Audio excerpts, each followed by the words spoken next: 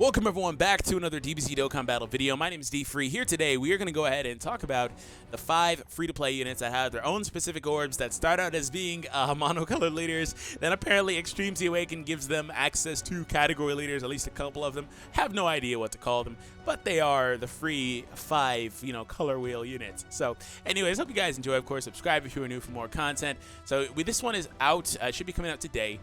This was, I believe, the first one, and this is the about the middle child here. I think this was the third one.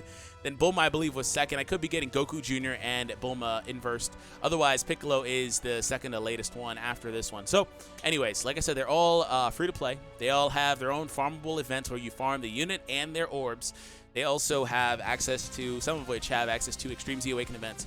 So, what I want to do in this video is I want to go ahead and cover the units that don't Extreme Z Awaken, kind of do a preliminary ranking, for these units and see how good they are in relation. And I also want to kind of do some sort of prediction for, again, the ones that do not awaken as well, because it's kind of unfair if I were to do a full-on ranking right now, just because, again, 3 of them do not have any way of getting that transcended. Well, transcend UR, yes, they have, but that access to the level 140, super attack level 15, buffed passives, and all that stuff, the buff leader skill because of the Extreme Z battle event. So, off the top, I'm just going to go ahead and tell you guys my list if I were to rank them as they are now. My number 1 would be Piccolo. I feel like Piccolo is freaking good. Like, I feel like this Piccolo is better than a lot of units that are actually summonable in the summonable pool these days. So there's that. Piccolo's at the top of my list right now. Next is Gohan. Big shock because they are the only ones that actually have any sort of Extreme Z Awaken right now. Next, though, it's interesting. I'd actually go with Bulma just because of the defensive viability. The reduction here, 50%, is pretty modest, and then solid HP heal. So there's that. Otherwise, I'd go here and then here. So that's kind of how this breaks down for me. Now, actually, you know what? I'd say that they're at the bottom. I'd say Goku Jr. next, and I feel like Goku Jr. and Bulma can flip-flop, depending on the event. And then number 5 would be this, and the reason why is because when it comes to this unit, they start off at such a high cap, but they lose 5% every turn. So this means that every turn they're not there, it's also counted in as well, which is potentially very devastating because they could be as low as 85% attack and defense the first time you see them if they happen to be on that off-rotation position when you start the battle. So, when you first start the battle, there's your first rotation, then the next rotation. If they're still not there, they've already lost 5% by then, by the way. Well, 10% technically. So, I guess it's weird. They start off at 95 because the turn that they show up, they immediately lose 5. So, yeah. They could potentially be that second spot, that third. So they start off and they lose really fast. They have a really good flat, percentage-based increase on the passive just at the start of the turn, 100%. That is good. They just lose very fast considering it's every turn pass. It doesn't say every time you see this unit or every time they get hit or anything like that. That would make it have to postpone until you see them. It's just with every turn passed, and they regress down to the mean, which is about 50%. That's more of an average number for free-to-play units at this point, and they're still really, really good. My list wasn't to say that any unit is bad. It's just more or less depending on the way that the units do operate. Now, the main bonus to this unit is that it actually has Hero of Justice, which is a very potent link for the Universe Survival Saga category, which is the only one they are applied to. If you were wondering why, is because Marron is here. It's just like the Bulma and Vegeta, how Vegeta can't be in Pure Saiyans, because technically, even though Vegeta does all the work, that is a Bulma card because her name is in the title, despite the fact that she only gets hit in it, so I guess. But anyways, that is a Bulma card, and she is not a Hybrid Saiyan. Same thing here. Marron's name is in the card. This is the first official Marron card, so there's that. Anyways, it's not a bad thing, by the way, on a side note, because, if she wasn't there, it would be Goten and Trunks' kid, base form, no Super Saiyan, anything, so they would be the same name as the LR, most likely, so, yeah. Unless they wanted to put, Goten, and I have to go back and, you know what, now that I'm here, I'm going to have to do it. I have to do it. I have to see if can you not? I have to see if they have the same name other than Marron. Do they put Trunks and Goten first? Yeah, Trunks kid and Goten kid. Okay. So I was going to say that would be the only difference, I guess, if they wanted to inverse that. But anyways, this link is potent because we had a very good unit that just came out, by the way, on a side note, but he's not in this category, of course, for the Universe Survival Saga. Anyways, Jiren is the leader of this category, so this unit is really, really good on this team as a buff bot for the 2 Jirens that you would have if you were running double Jiren leaders. Dispo has it, of course. The Topo, the unawoken Topo has it as well, because of course when he awakens he lets the justice aspect go, so he doesn't have it anymore, so on and so forth. So that's the main bonus to this unit, in my opinion, is that they can be a buff bot, and they're actually on a team that actually has a lot of free-to-play options. This team has a lot of free-to-play options. Like, I mean, you have free-to-play leader options, you have free-to-play key support / hard-hitting unit here, you have the Kale, Caulifla, Kaba, you have a lot of free-to-play options. Like, this is a really good free-to-play team, you know? So there's that. Anyways, moving on. We're going to close out of this. I want to take it. Oh, by the way, before I proceed, if they were to Extreme Z Awaken, obviously I would like for them to lose the secondary part of the passive. I don't think that would be a thing, but if they do, you know, manipulate the secondary part of the passive, maybe make it to, like I said, where it doesn't take effect every single turn past, maybe every other turn, or maybe they raise the cap up to, you know, what, minus 30%, right? So they can still maintain most of their attack, you know? So there's that. You know, just lower it from 50%, you know? So I don't want that much reduction. Otherwise, it's fine. And if they were to increase this, I don't know where this could go, because if it goes up to like 120 and 120, that's a really massive increase. It's weird because you're looking at free-to-play units with that type of increase, then you're looking at summonable units, and it's like, wow, this unit has a very good base increase, right? Now, of course, the difference is the stats, the fact that it doesn't get the plus like 5,000 potential increase, and all that other stuff. The key multiplier is only 130. That's very below average these days. So there are negatives to the unit, but of course it's interesting. And of course, maybe adding some sort of effect to the super attack. It's very vanilla, just supreme damage. So here is another unit. Again, very vanilla super attack. Brave Smash. Goku Jr. is interesting because he's meant to be a hard-hitting unit. That's all he wanted to be.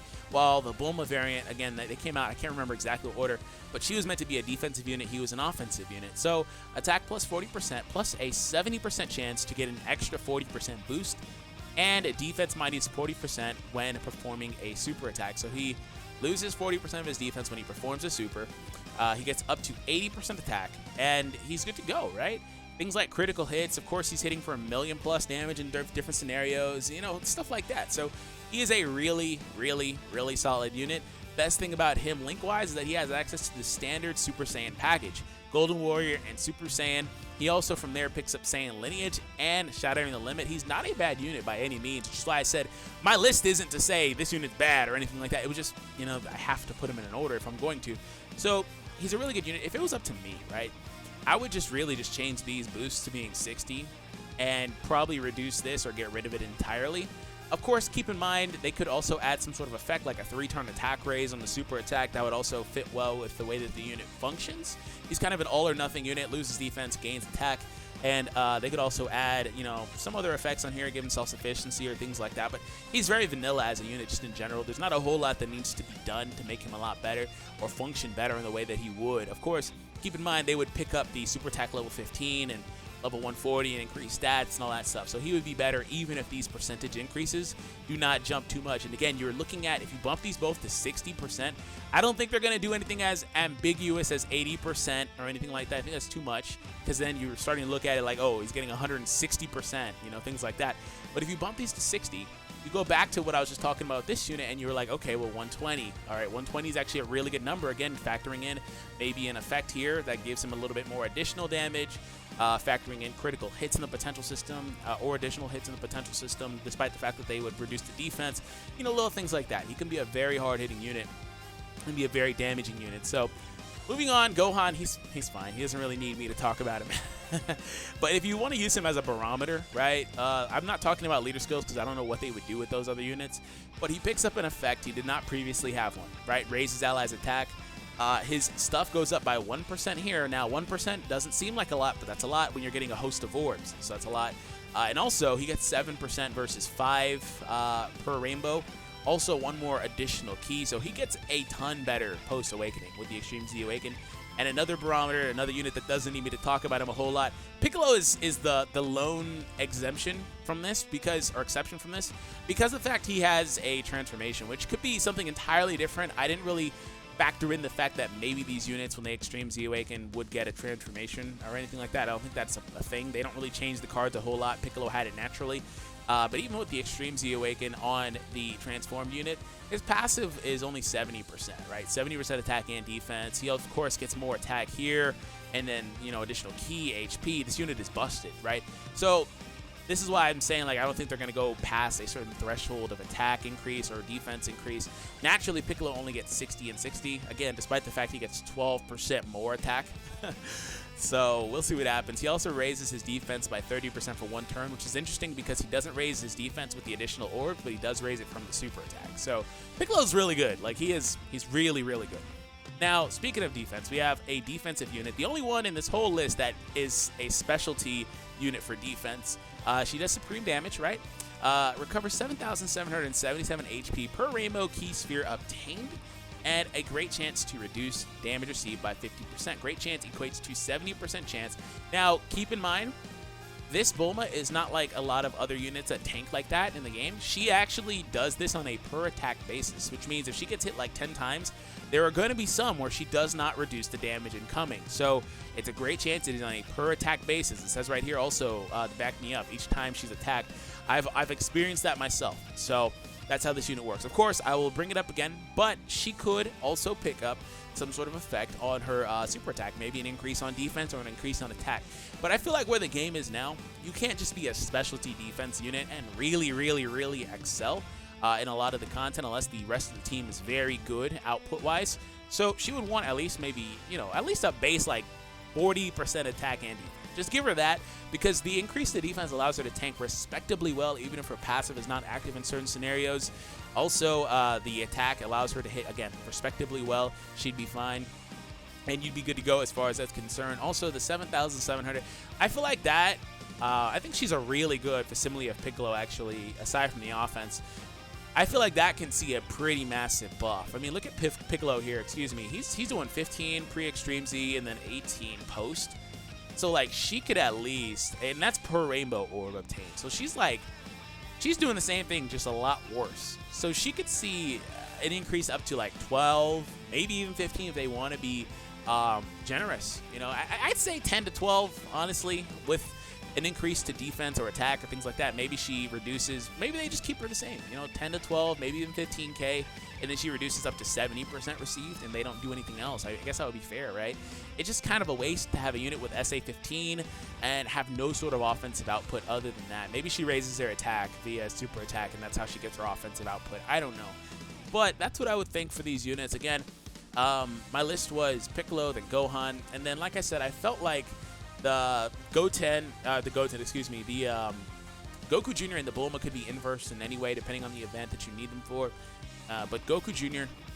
was number 4, Bulma was 3, and then Goten and Trunks, I believe, were number 5. I'm very, very skeptical of this secondary part of this passive. So there's that. Anyways, have an awesome day. Thank you for tuning in. Hope you guys enjoy. Subscribe if you are new for more content. Make sure you do leave a like. Today's video like goal is 1,000 likes. Make sure you smash that like for your boy, and I'll catch you all in the next one.